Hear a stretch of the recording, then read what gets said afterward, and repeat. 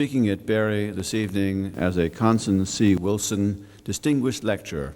His topic is Government and the Arts. Dr. Wills is an adjunct professor of history at Northwestern University. He is a native of Atlanta, and he holds a Bachelor of Arts degree from St. Louis University, a master's from Xavier University of Cincinnati, and a master's and doctorate from Yale. He was a junior fellow at the Center for Hellenic Studies from 1961 to 1962, an associate professor of classics and adjunct professor of humanities at the Johns Hopkins University from 1973 to 1980. He served as Northwestern University's Henry R. Luce Professor of American Culture and Public Policy from 1980 to 1988. He has served as the first Washington Irving Professor of Modern American History and Literature at Union College, Fellow of the Institute of Humanities at the University of Edinburgh, Regents Professor at the University of California in Santa Barbara, Silliman Seminarist at Yale, Christian Goss Lecturer at Princeton, W.W. Cook Lecturer at the University of Michigan Law School, and Storrs Lecturer at the Yale Law School. Our speaker is the author of more than 20 books, including Lincoln at Gettysburg, which earned him the 1992 Pulitzer Prize for Literature and the National Book Critics Circle Award. His latest book, Papal Sin: Structures of Deceit, will be published later this year. He is a member of the American Academy of Arts and Letters and of the American Academy of Arts and Sciences. Dr. Wills has received the Presidential Medal of the Endowment for the Humanities, 2 National Book Critics Circle Awards, the Merle Curti Award of the Organization of American Historians, the Wilbur Cross Medal from the Yale Graduate School, and the Peabody Award for Excellence in Broadcasting for writing and narrating The Choice for Frontline in 1988. He has received a number of honorary doctorates from colleges and universities. Please join me now in welcoming Dr. Wills to Berry College.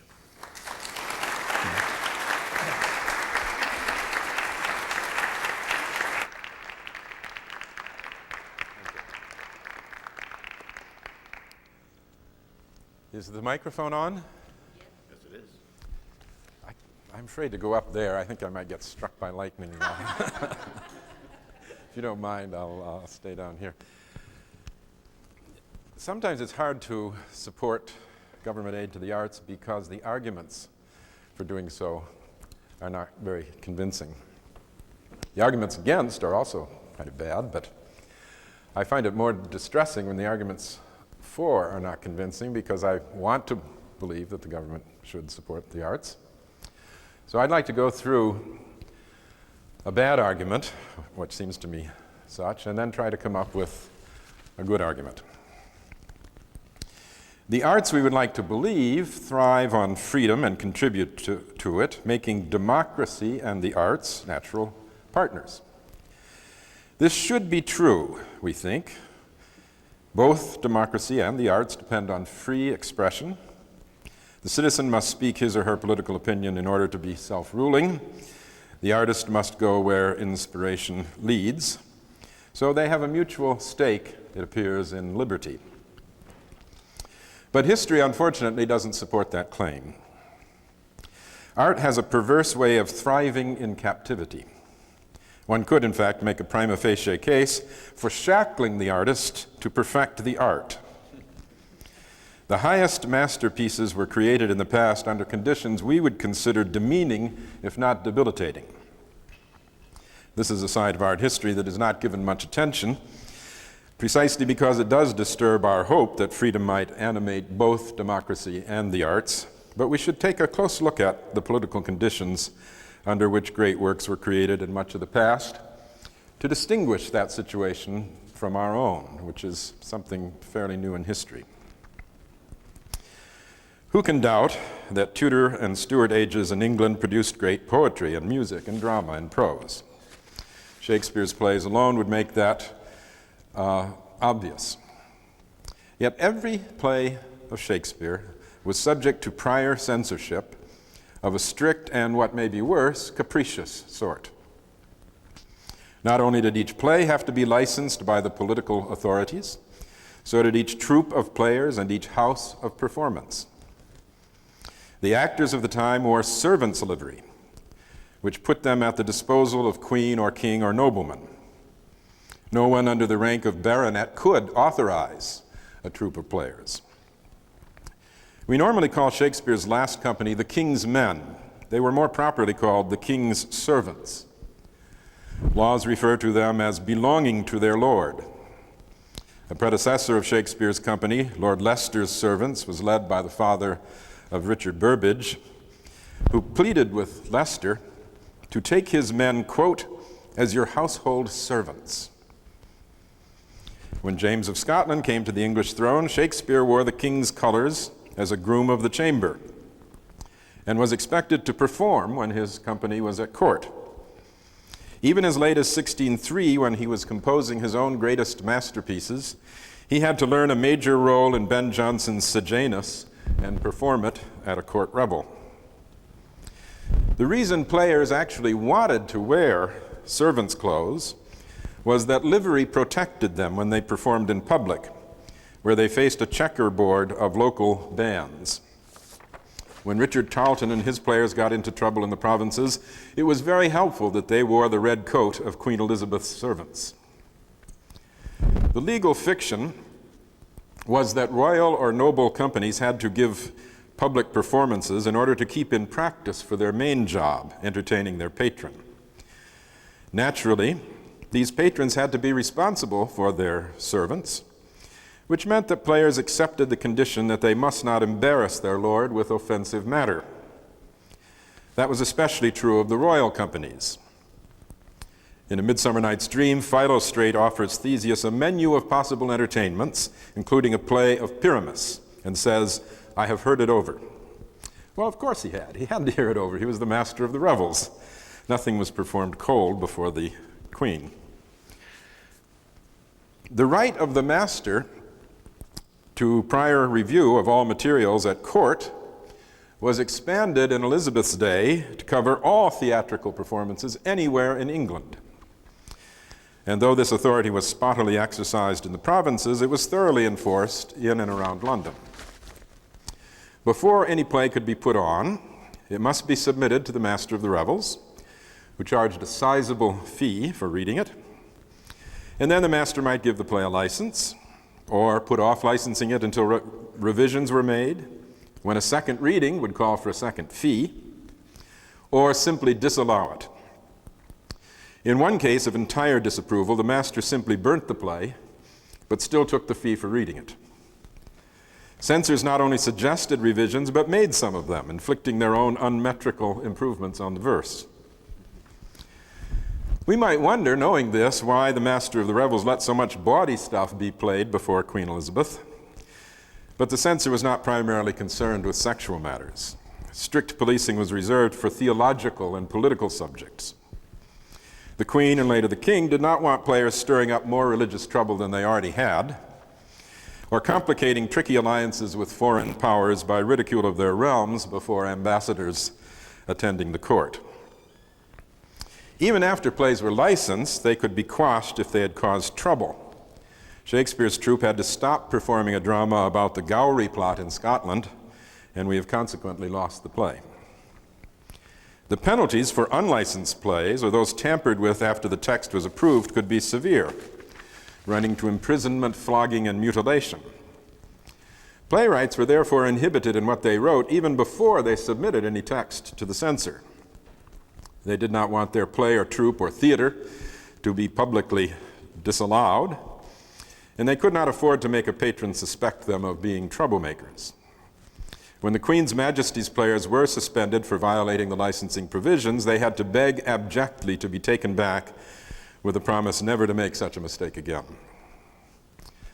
Not only did plays have to be censored in order to be played, so did dramatists' books in order to be printed. Master of Revels extended his lucrative licensing operation to books in the early years of James's reign. And here the authorization process had 3 steps involving 3 separate authorities. Omission of any one produced what was called a disorderly book, one without license or warrant or entrance. The license was given by the Master of the Revels. The warden then legitimated that license with a warrant for publishing, which had in turn to be taken to the company of stationers who entered the book into its list of works available. And this last entry stood for the whole process. So unauthorized books were said to be published without entrance. That is the tortuous process that gave us books like the Shakespeare First Folio. So a playwright was under a whole array of restrictions. His play could be disallowed or rewritten or withdrawn after licensing if it offended. His playhouse could lose its license. His troupe of actors could be disbanded. His printed text could be aborted at any of 3 stages prior to printing, or be recalled after publication, or be burnt. Even to put on a revival of a licensed play required by James's time resubmission of the play to see if its text offended on some new grounds that had arisen in the interval. The patron could always withdraw patronage, even if these other procedures had been faithfully followed. So ask yourself, would Shakespeare, wearing the king's livery, write anything that could be seen as subversive by the censor or the censor's lords, thus subjecting not only himself but his fellow shareholders in the company to harsh penalties and possible expulsion from the theater forever? Now, you have to admit, those must have been hard conditions under which to write. It was easy to offend inadvertently, as apparently the Gowrie play did. So why risk conscious offense when it was hard enough to make provision for accidental troubles? Shakespeare was also under the implicit restrictions of his fellows. He did not have a free hand to risk their livelihoods. The company was consulted on economic as well as artistic matters, which often merged. What would sell? Who were the money-making actors of the moment? What kinds of story were currently popular? How did Shakespeare keep all these things in his head and still turn out masterpieces? It's very puzzling, but he did it. And so did Marlowe and Johnson and Chapman and many others. And what is said here of playwrights had application to court painters in England like Holbein, court musicians like Bird and Tallis, court historians like Raleigh. Other high periods of art tell the same story. A painter in the Italian Renaissance lived under restrictions resembling those of a player in Shakespeare's time. The player could not act except in a licensed troupe. The painter could not accept commissions except as part of a guild, whose rules had dictated his training, whose continuing fees were considerable. If a painter from another city tried to work in Florence, he was either prevented or forced to pay double the local guild's normal fees, while still paying the normal fee in his own town. Guilds could punish those who acted outside their rules. When Ghiberti was given the contract to cast in bronze his great doors for the Florence Baptistry, he was not yet a master in the Goldsmiths Guild, so he couldn't sign the contract. He had to have his father sign it for him. A patron of sufficient power could take a favored artist away from the guild. Pope Paul III did that with Michelangelo. But the captor's grasp could be tighter than the guild's. Michelangelo's task was to glorify the Medici in his greatest sculpture series, and to glorify the papacy in his greatest painted project, which is all full of Della Rovere trees and acorns. The artist, in other words, was still an artisan in the Renaissance, as the actor was still a groom in Shakespeare's day.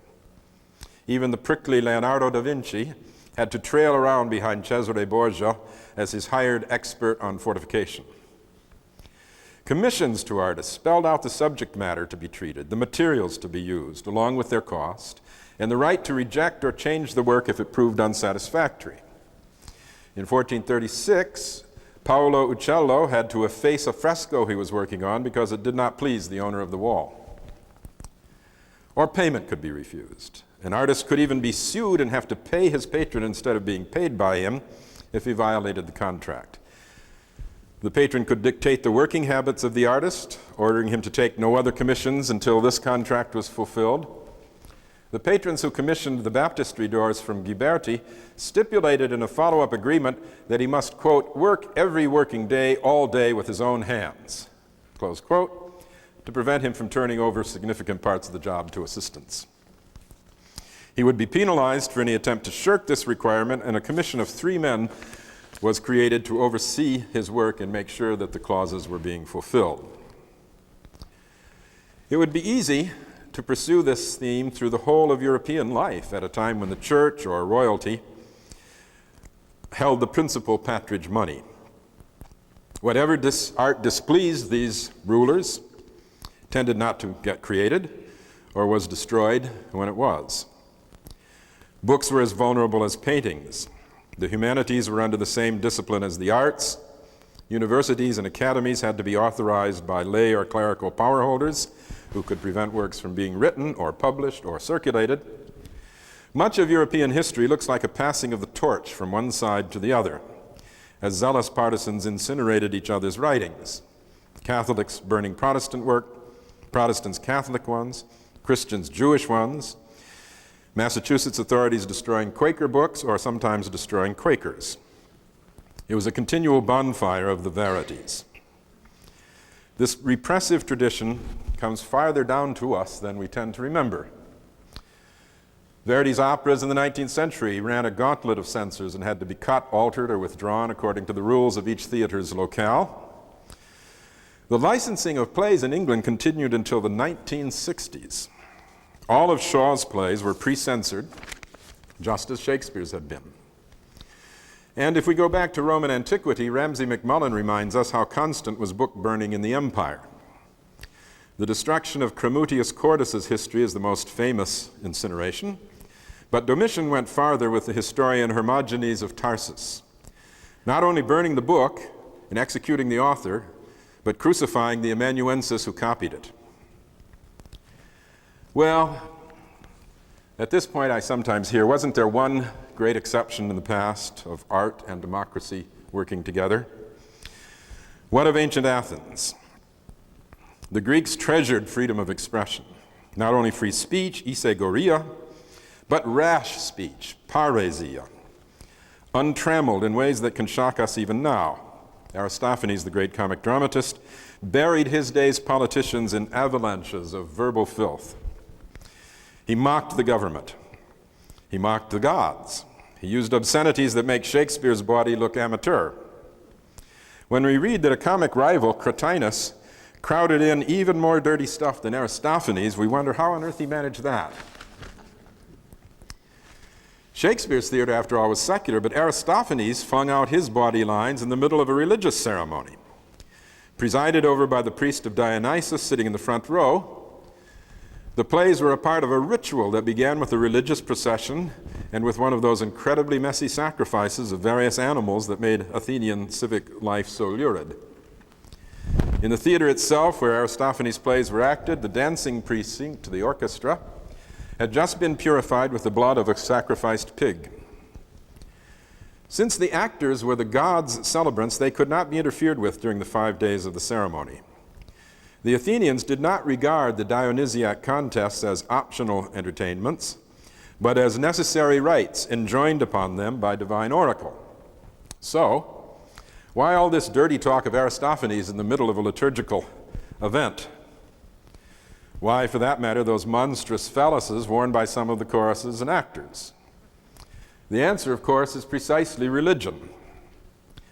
Artificial phalluses show up in religious contexts, as on the herms that stood by each private residence, phallus projecting outward. The roughhousing, filthy-mouthed activities of comedy were a service to Dionysus. As the chorus says in The Frogs, comic mocking takes place in our time-honored rituals of the god. The scatological irreverence is an act of carnival, which means that it was not allowed, it was required. It also means that it was divorced from everyday life. That explains how the city could elect Cleon to lead it in the very year when a representative panel of judges gave Aristophanes the first prize for a play, The Knights, that savaged Cleon. We can get perhaps a very dim and distant sense of those two acts occurring together if we think of a modern celebrity roast, where speakers are required to insult the honoree. The more hyperbolically, the better. This disjunction of comic attack from real life explains Plato's genial treatment of Aristophanes in the Symposium after the wild caricaturing of his master Socrates in the clouds. So in the case of Athenian comedy, at least, free speech was less a secular civic right than a ritual injunction. Still, even outside the theater, Athenians seem freely speculative to us. They entertained daring hypotheses about the gods in ways that would be considered heretical to later societies. Yet there's one problem. Heresy could not occur in Athens. You cannot have unorthodox opinions when you have no orthodoxy. As G.K. Chesterton said one time, sit down and try to think a blasphemous thought about Juno.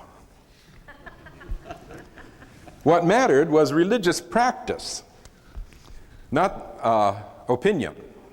The rituals had to be performed exactly. And Socrates always did that, Plato points out. Cult that was neglected or improperly performed or performed before the wrong audience or revealed to the wrong people brought divine displeasure. Say what you would about the gods, but do what they enjoin. The greatest American classicist, Basil Gildersleeve, said the 5th century Athenian did not have separately formed grammatical concepts. Any errors of syntax were just mispronunciations. In the same way, there was no heresy in Athens, just ceremonial defect. Religious practice, in other words, was closer to what we would think of as magic than to theology. What was at issue was pollution, miasma, or cleansing, katharmos. And in that sense, Attic life was saturated with religious taboos and inhibitions. There was no separation of church and state. One became a citizen by initiation into a religious group, by guaranteeing one's sacred purity of blood in both lines. Hitler would have envied Attic determination to keep its bloodline clean. And the primary arena of political life was in the demes, each with its ritual calendar. Soldiers fought by tribes, each with its patron deity. And so all that art we admire so much, games, contests, plays, use of cult objects and sites like the temples, all those buildings on the Acropolis were official and cultic and prescribed and religious, not the free expression of private, unauthorized creativity. Go back down the hill from the Acropolis to the Theater of Dionysus on its slope and watch the tribute money of the empire being carried in sacred procession onto the orchestra at the beginning of the festival.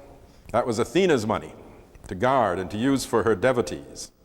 And all the Aristophatic verbal mayhem to follow in that orchestra did not undermine the essential union between Athens and Dionysus, between consecrated money and the consecrated young soldiers who go out and take more money for Athens.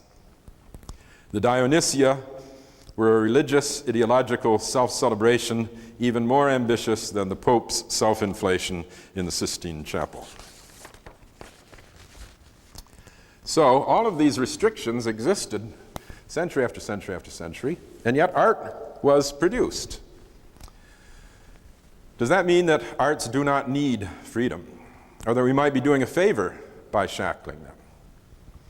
I do not resemble Shakespeare in any other way, but even I could resemble him in one way if I had to submit to an intrusive censorship. I hope you suspect that I'm not here to recommend shackling the arts. But neither, I think, can we support art as somehow democratic by its very nature. Against the background of variously fettered arts in the past, I would like to make just 4 points about support for the arts and the humanities in our situation. First, the obvious. The fact that art could be created under repressive conditions is not an argument for repressive conditions. Some individuals have written beautifully from jail cells, but that's no reason to throw them into jail. Suffering can deepen an artist's work, which does not give us license to inflict suffering. How circumstances affect an artist's creativity will always be a mystery, But there is no mystery about the evil of repression, even done for a supposedly good cause. Second, why have democracy and the arts so rarely met in history? Because one of them was absent most of that time. Democracy is a rare and late development. The apparent exception, Athens, was a flawed democracy at best, with a citizenry restricted to native-born male freemen in constant service to a cult state. And even that limited experiment was vilified through most of later European history. Democracy, in the modern sense, begins in the late 18th century and begins with us. How can I make this patriotic boast? After all, America, like Athens, had slaves. We too denied the vote to women for most of our history. We did something whose importance to intellectual freedom it would be hard to overstate. We separated the government from religion. An amazingly original move, one of the few truly original political acts in history.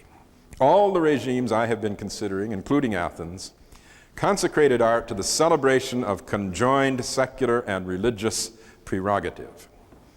That was as true of a Gothic cathedral as of a Greek acropolis. It was true of any Renaissance Palazzo Pubblico. All had their patron saints, their altars, their chapels, their priests. Basic agreement was secured by incorporation of the citizens into a religious community, which prayed to the official god or cluster of gods. That is something we cannot, by our Constitution, do. Even if we wanted to, we could not give governmental support to the arts that celebrate an established religion.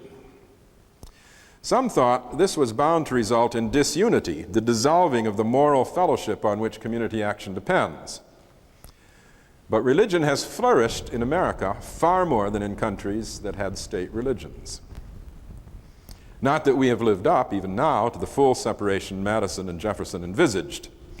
The non-establishment clause was so new that some Americans have always doubted that the words really mean what they say.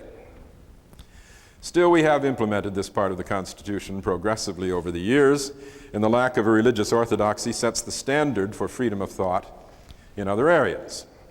This is a radically new situation.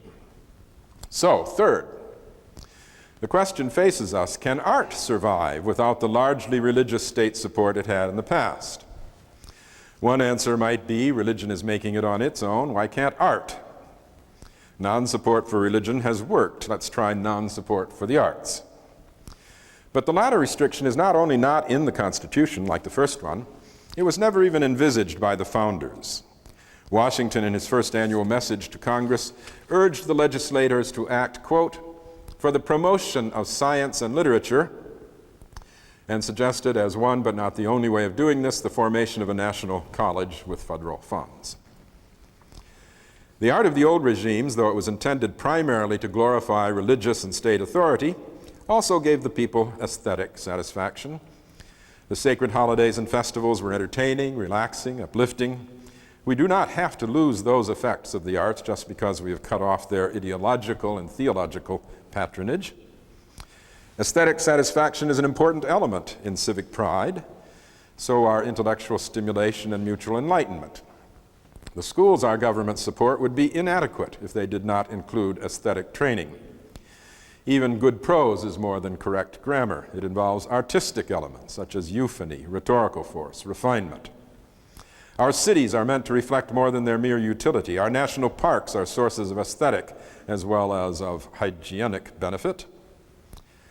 A critic might object that one can encourage aesthetic satisfaction in the schools without paying artists to provide objects of aesthetic satisfaction. That could be done, perhaps, but it would be like hopping all the time on one leg, a strenuous and tiring and confusing exercise.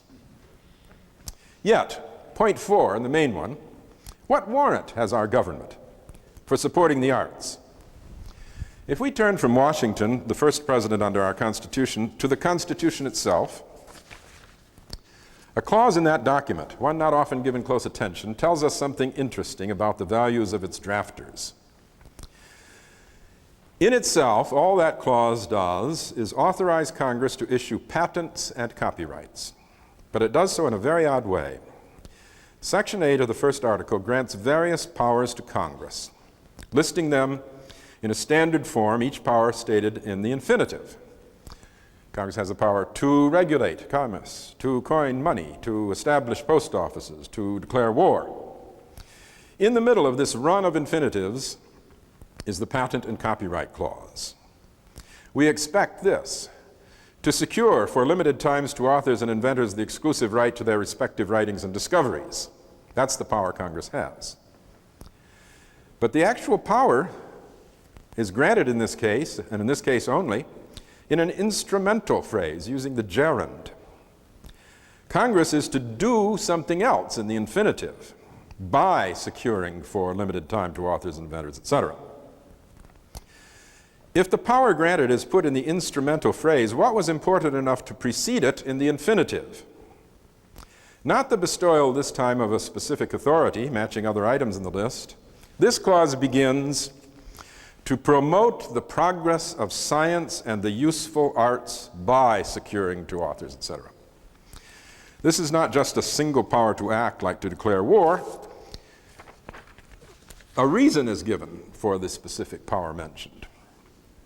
And this infinitive resembles those that state an aim in the preamble to the whole document: to promote the general welfare, to secure the blessings of liberty. In fact, the Copyright Clause is a kind of mini preamble inside the body of the Constitution itself, the only such internal statement of a goal. It follows up and makes more specific the general preamble's words, to promote the general welfare. It is interesting as well that in the original text of a document devoted to rights and powers, the only use of the term right is here, where the rights of authors are secured and inventors. Now, it could be objected that only authors and inventors are mentioned here, not artists. But there are three things to be observed about that. The fine arts were useful arts in the 18th century.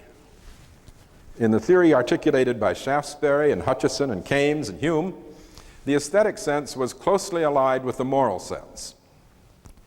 Second, Congress uncontroversially decided that copyright covers not only inventions and literature, but music, the graphic arts, dance, movies, and other such creative artifacts, that these come within the constitutional power. So our government is expressly commissioned to protect the citizens' access to the benefits of artistic creativity. Note that the preamble, mini preamble, goes beyond protection of the individual artist or author to look at a communal goal, to promote the progress of these arts for the whole good of the whole community. What the founders did was take the old religious and artistic patronage and split it in two, ruling out support for religion, but expressly ruling in support for the arts. That is the meaning of the 8th clause in the 8th section of Article 1, to be contrasted with the First Amendment, which guarantees free exercise but not government encouragement of religion. The arts deserve government support not because there is a proved natural interdependence of fine arts and free government. The aim is not to promote democracy, but to promote the arts. They are good in themselves for the community. And a democracy need not deprive people of them just because we have removed the regime-boosting kind of patronage observed before. All kinds of autocratic regimes have had great artistic achievement. That does not mean necessarily that a democracy must lack them. In fact, in our relatively new form of government, with its daring disestablishment of religion, it is a challenge and should be a satisfaction to show just what the new kid on the historical block can do. We can support the arts without imposing a governmental agenda on them. We can break old rules, including those that made the arts depend on cardinals and princes and official confraternities. It is a task we should welcome, as we welcome the unheard of separation of government from the divine sanctions of cult. Art was not free through most of the past, though it was great. Even if art were to be less great among us, we would still demand that it be free. And we may in the process demonstrate that there is no historical necessity for sacrificing greatness. Some, after all, said religion could not flourish separated from the state. Hilton Kramer, in his journal, The New Criterion, deplores the current politicization of art, an offense, he thinks, against the serene upper air of art in the past, which was above politics. What art was that? The ideologically programmed Acropolis of Athens, or Louis IX's cathedrals, or Pope Paul III's Vatican, Queen Elizabeth's court, Charles IV's Escorial, Whitehill with its Rubens paintings, Napoleon's imperial regime with its director of arts, Jacques-Louis David. High art was born and lived most of its life as the acolyte of power, the slave of politics. When in America, the artist expresses the humanity of the non-powerful, of the immigrant, of the alien, of people once enslaved by politics, this is called politicizing of art. Ours must be an art not speaking from the courts of privilege, but to them. Mr. Kramer's complaint reminds me of one made by his colleague, Roger Kimball, that modern art has been sullied by the introduction of gender into it. No gender was there before, because it was all one gender. For women to speak out finally, not solely to be the subject of male artistry, is not to introduce gender into the arts, but to break the monopoly of one gender. Our art, unlike art patronized by kings and cardinals, will not speak with one voice or support one orthodox agenda. Even if that were to mean sacrificing the benefits of order and control, we would be compelled by our own political principles to make that sacrifice. We will not have a slave state, even if that means we shall have no Phidias. We will not have a papal ideal of government, even if that means we shall have no Michelangelo. We will not have the government censoring plays, even if that guarantees our loss of Shakespeare. I do not think these are inevitable consequences. I state them as the extreme hypothesis to make it clear that even granted such an outcome, our choice is determined by democracy itself. But that outcome is not a given. I think we are still engaged in something so new, so much at odds with the past, that there's no telling what will be accomplished by our arts, as by our freed religion, as by our secular and free state. If freedom is, in fact, detrimental to art, then artists will surmount that difficulty as they surmounted restrictions in the past. I ask then at the end, is current art political? Yes, but not as art was in the past. Ours is political only as Americans understand the politics of a pluralist and a secular society, one that welcomes dissent, free expression, and even turmoil. The only nations that need to fear that are police states. Thank you.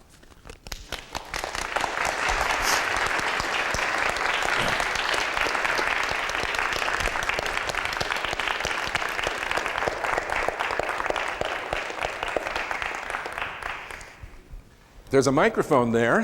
If you want to use it, or if you just want to shout, I'll come to you and hear. Yes.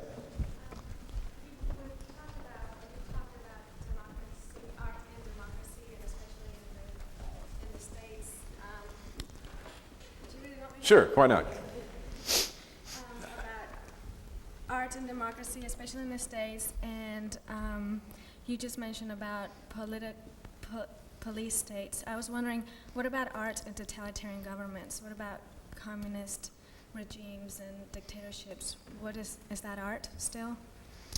Everybody get the question? What about art and police states? Is that art? Sure, it's propaganda, but it can be high art. Leni Riefenstahl made great movies, which were unfortunately fascist movies. That can happen outside police states. Ezra Pound wrote anti-Semitic poetry, which was great poetry, but anti-Semitic. The Soviet Union's regime was like that of Athens or Elizabeth or anyone else. It was a state art. And in that sense, it was the norm. It's what's normally been around in history. We're the exception. So that's not a separate problem there. It's just the same old sad story. Yes? A couple questions. The first one is there any evidence that if every penny of state aid to artists would dry up, that there'd be any shortage of art whatsoever? That's the first question. The second question is, who would you say would be the greatest artist produced by federal art, or at least sponsored by federal art? What are some examples of fine art that was sponsored by federal art money? First question, would the arts dry up without governmental support?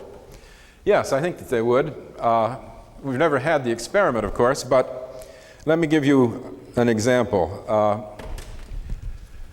Opera is an extremely expensive form of art.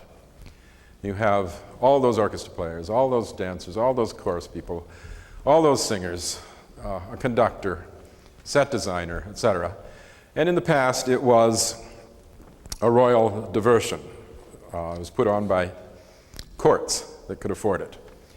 We have decided in later times that it's still worth preserving, even though that condition is not there. And in all the European countries, it's supported by the government. In America, some opera companies could get by, Lyric in Chicago is one, for instance, without government help, but smaller companies could not. There, it's absolutely necessary.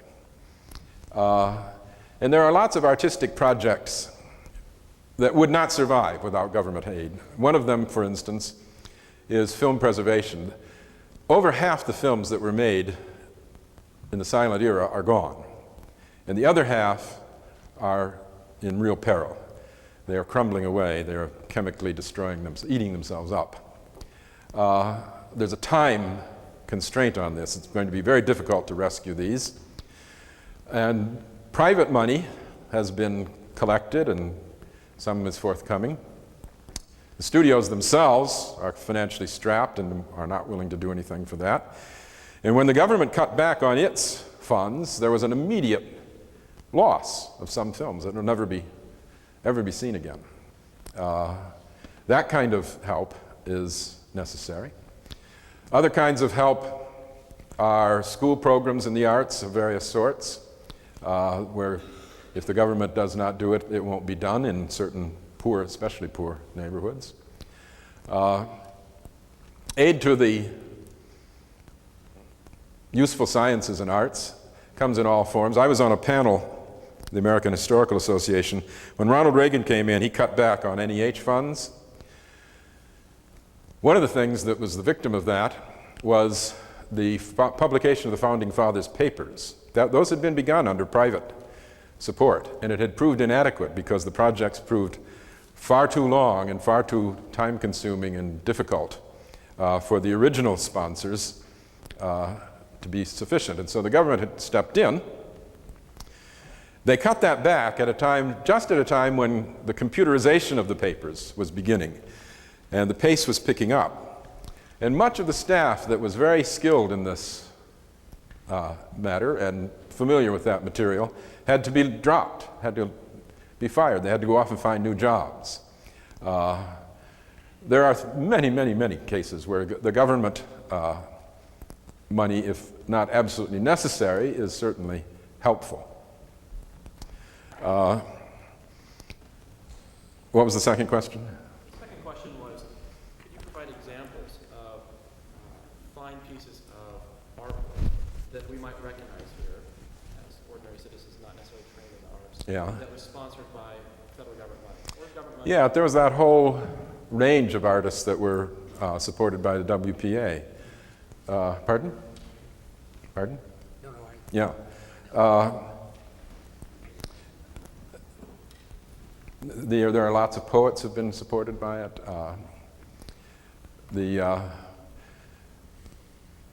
The general quality of art may not be high at the moment, whether from government support or private support. And I certainly agree that government support shouldn't be used where the private is perfectly sufficient. Government support of museums is terribly important because those have become so difficult to fund. And museums are in a bind. If they take donations from private donors who are, say, Philip Morris or Saatchi's collection in the Brooklyn Museum, where he's going to promote it right afterward and boost his sales, That runs into certain ethical difficulties that government support would not. So there's a lot of reason to support. I just heard a very good project today of a poet on your campus who collected material in Africa and would like to go back to Africa to perfect that material, but can't afford to unless the government gives her a grant. That's perfectly legitimate use of government money. Let me put it this way. Even if the government were failing effectively to promote the progress of science and the useful arts, it still has a constitutional duty to do it and to try to do it better, to improve its performance. This is not something that's questionable. It's something that's warranted by the Constitution itself. The Constitution says to promote inventions. Well, a lot of inventions don't work. That doesn't mean that they should stop promoting them. To promote schools. A lot of schools are terrible. That doesn't mean they should stop promoting them. Government built a lot of rockets that blew up on the pad or after taking off. That didn't mean they had to stop building them. So the argument for government support, it seems to me, it doesn't have to prove itself. The case against has to prove itself. It has to prove that's not in the Constitution. That's not a communal benefit. That's not something that our government has from the very earliest days tried to promote. Yes? I want to know, when you look at that 8th clause or whatever it is, Yeah. why do you see that when it says to promote the progress in sciences by copyright, why do you not see that by copyright law as restrictive, not door opening? In other words, only by this way. Well, it doesn't say only by this way. And the restriction doesn't take away the broad goal. After all, it's not saying in order to protect an individual's right to make money off of his invention, we are going to issue licenses. It says in order to promote the progress of the general arts in general. That's expansive. And to say that we're going to do it by this one means doesn't take away the expansiveness of the aim. It doesn't necessarily mean that that's the only way they do it. And it's not the only way they do it. The government does promote progress of useful sciences and arts, not only by issuing licenses for copyright and patent, but by direct grants, by all kinds of government programs that encourage science, including defense contracts and grants to schools, and has a broad range of things that it can do. So the odd thing in that list is the expansive goal introduced. And the other thing is only there insofar as it serves the goal. You don't say, the goal has a means, but the goal should only be what the means is. It's quite the opposite. You read it the other way. The means is only good if it serves the goal. And the goal is general. Yes. Well, I'm the director for the local community arts agency here in Rome and Floyd County, the Rome Area Council for the Arts. And personally, as a witness, I can testify that... I think you should talk in the mic. This sounds good.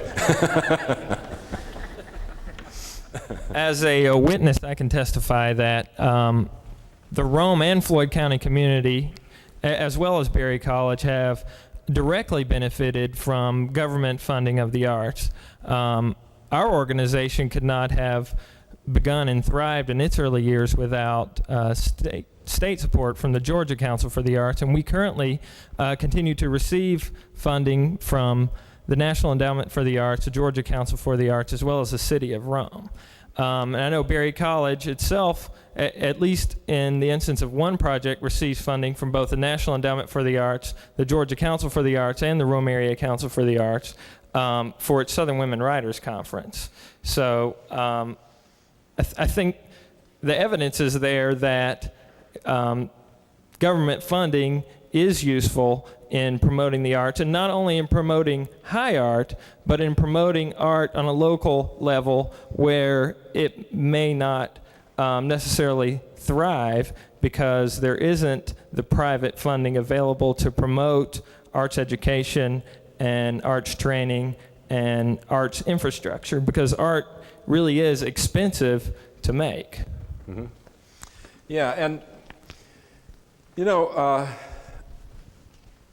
the problem of art sponsorship has been reduced to the absurd by concentrating on a very few grants that were questionable, and not on the broad mass of things that's done. You know, the Jesse Helms approach is to take one or two exceptions and make a big deal out of them. Now, some of those probably should not have been granted. But who's going to decide that, by the way? Is the government going to decide that? If so, then we're back where we began, with the government dictating what's going to be in the arts. What we've decided is that peer review. Now, first of all, I should say, Congress collects tax money and spends it on the arts, and it is bound by the Constitution to be accountable for that money. It can't give it away irresponsibly. It's not supposed to, and they should be punished if they do.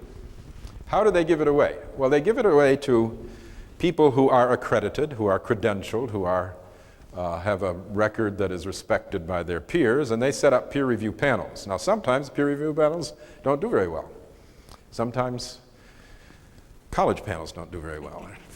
College faculties. That's no reason to abolish colleges. After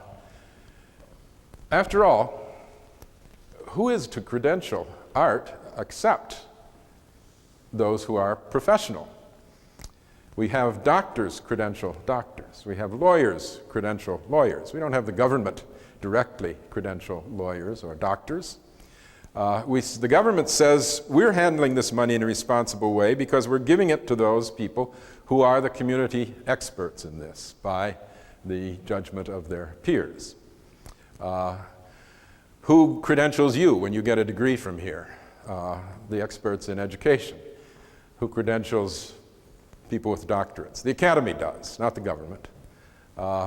So peer review is the obvious and natural way to do this. It won't always be very good. A lot of those panels were deeply riven and divided by people on the panel itself being highly critical of some of those grants. But I repeat, those are the exceptional ones. Most of the grants that go through with general support of the peer review process because they are pretty clearly serving the community. So when Mayor Giuliani says, well, this city gives money to the Brooklyn Academy of Art, and they attacked religion, I think, so I'm going to take away the money. In other words, if you can't get credentialed by me, then you're not an artist worth seeing. Well, as I say, if we go that route, we're just back where we began. The state itself issues the license and says what can and can't be printed and seen and drawn and painted. Mayor Giuliani's objection to that specific painting, actually there were a number of things in that show that were more objectionable. He wanted to make a cheap bid for religious support in his mayoral race. So he said that this Madonna was an attack on the Catholic religion, his own religion. Well, it's a Madonna as a fertility symbol. And the artist, an African, said that the dung used on it is a fertility symbol, as were the women's genitals used on that these are African fertility symbols. And, you know, I go to Italy a lot, and the Madonna is a fertility symbol. There's a famous pose called the Madonna del Parto, the pregnant Madonna. And it's paintings, and there are candles and candles and candles in front of it by pregnant young girls praying to this fertility symbol, or girls who want to become pregnant, or girls who don't want to become pregnant. There's a famous statue which has the belly all rubbed to a shiny gloss by people coming and touching this fertility symbol, the Madonna del Parto. Seems pretty much the same to me as the Madonna in the Brooklyn Academy exhibit. Yes? I had a question regarding what your thoughts might be on the effects of the internet on intellectual freedoms of individual artists and the methods by which they raise funds for their art. Oh, you ask the easy ones. What's the effect of the internet on intellectual freedom and artists and how they raise funds for art and all that kind of thing? The effects of the internet are so inchoate, so much at the beginning, that it's very hard to predict where all of that is going. It's going in good and bad directions, I presume, like most of us. The freedom of expression is certainly greater now in some ways. Freedom to intrude on others' privacy may be greater too. May be harder to use some of the freedoms intelligently, may be kind of lost in a blizzard of stuff. But intelligent use of it, well, for instance, I'm writing a book now about religion in the Venetian Renaissance. And Venice, paintings of the Venetians are in many museums, not just the Venetian ones. They were either sold or broken up in the death of their owners and all that kind of thing. So they're in all kinds of museums, including many in America. Well, there is a site, Italian museums, on the net. And I can go to almost every Italian museum and dial up the painting with some information about it. If I want to refresh my memory of a painting that's kind of rare, not most of the books, all I have to do is dial that up. The Frick Museum in New York, you can take a virtual tour of it. Takes you around room by room, shows you things. You can take a virtual tour of the inside of Cathedral of Notre Dame. What you can do is really astonishing. It's just astonishing. Then we get a lot of filth on the internet, I'm told. I know of one, Matt Drudge. But I'm kind of a Luddite in some ways. I wrote my own stuff by hand for most of my life. But I heard a story the other day from a woman lawyer that showed me what are the possibilities of the internet. This is not really on art, but I have to throw it in because it's such an interesting subject. She has an uncle with a very rare disease. There are only about 300 or 400 people in the world who have it. And he's been very much alone all of his life. It prevents him working. He has to be supported by his brother. He has to go for expensive treatments, travel to a specialist, because hardly anybody knows how to deal with this. She found a website of all the known people who have connected up. And for the first time in his life now, he talks to a whole group of people who have lived with the same problems he did, and they discuss the ways they've coped with it. He's created a whole new community for himself, which he never had before. So I'm sure that in creative ways in the arts, all those possibilities will open up. The real problem, and this might have been what you meant about how you collect money, et cetera, is the rights. For a while there was a fear that Bill Gates had bought the rights to so many museums that you couldn't reproduce any of this stuff. And reproduction rights of things off the net are a very contentious issue.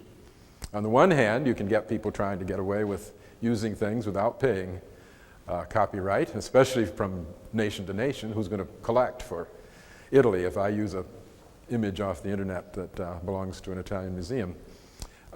They might, but it might take them on a tortuous process.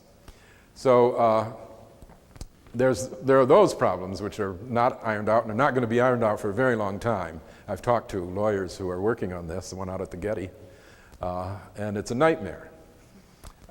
It's the same kind of property rights nightmare that's going to come up on things like once the eBay type ordering takes place at such a rate that it cuts down on the sales taxes of the various states, they're going to say, wait a minute, you're robbing from us by doing this shifty cross-state buying without having to pay any taxes. So all those things are immensely complicated, and they're going to go on for decades. But the possibilities of creativity are definitely there and exciting. And there's hardly any breakthrough that doesn't bring lots of problems and perils. Yes? Under current law of restraint, Congress has allowed artists or is not allowing artists, or has, I'm sorry, I got fumbled. Congress has just decided to instill these restraints on artists. By Congress doing this, is this a step backwards toward the freedom of speech? I mean, by the Finley decision by the Supreme Court in 1998, they supported these restraints, and I was just wondering about whether that was a limitation of freedom of speech. The Karen Finley case, the Supreme Court, what did they say? That Congress's restraints on artists were fair, and that the peer board... Well, the only constraint it could have is to cut back on funding through the endowments. Well, obviously, Congress has the power to do that. That's all that the Supreme Court said. Congress is in charge, it is accountable, and if it wants to stop it, there's nothing we can do about it, even if we think they're wrong. But, you know, the endowments are building back up again. A lot of the resentment against them has been dissipated. Some of that is because the peer panels have been acting more responsibly. I think they did act irresponsibly at one point. And now they're acting more responsibly. So the Congress is not telling Karen Finley she can't perform. It's just saying we're not going to give you as much money or any money. They can do that. The trouble with that, of course, is that that's the opening up to saying on individual provisions that we can't, we will decide what can be printed and what can't be printed. And then we're back under the state censorship. See, Congress did not really say anything about Karen Finley. It can't. It can't legislate to the individual. It has to legislate to the class. So it cut back the funding. Karen Finley claimed that that was aimed at her. That was her interpretation of that act. But it was not really an act at her. And so she should have lost that case. She had no grounds, really. Yes? One slight disagreement with what you said. There is something we can do about Congress making decisions we don't agree with. You're right. Vote them out. Vote them out. Yep. Good for you. Okay, one last question here, perhaps, if you'll be so kind. All right. In your opinion, should more or less money be spent on the arts? And if more, where should it come from? Well, we are at present shooting ridiculous missiles that miss their target over and over to implement a program called Brilliant Pebbles at one point. Francis Fitzgerald has just written a book on the absurdity of the SDI program, how Teller made up these incredible scenarios and sold them to Ronald Reagan. And they all were immediately exposed as ridiculous, so he kept making up other ones, all of them equally ridiculous. The idea that you can shoot missiles out of the sky with a lot of conglomerate of things up there is something that respectable scientists don't believe in, and yet throwing money at the defense program is such a tradition in America that we keep doing it, even on absurd programs like this. That's one place to begin getting money.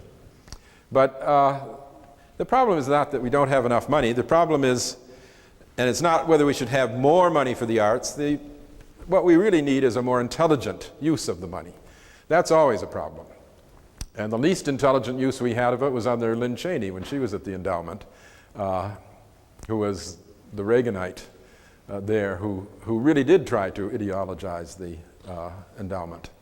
But, you know, if we stop debating Karen Finley and Mapplethorpe and start looking more realistically at what actually is done, I think there is a case, for instance, for cutting back on public broadcasting. I think it can make its own way, and it's not in the same situation that it was when it was a startup program. So we could debate things like that. That would be a useful debate. Probably there are some things that are not very intelligent in our use of this money, and there are neglected areas. I just said, for instance, that I think film is a tremendously neglected area still. So it's not just a question of more or less, but where and when is the right way to use these monies. And that would take a debate of more sophistication than we get from Jesse Helms. Well, I want us to thank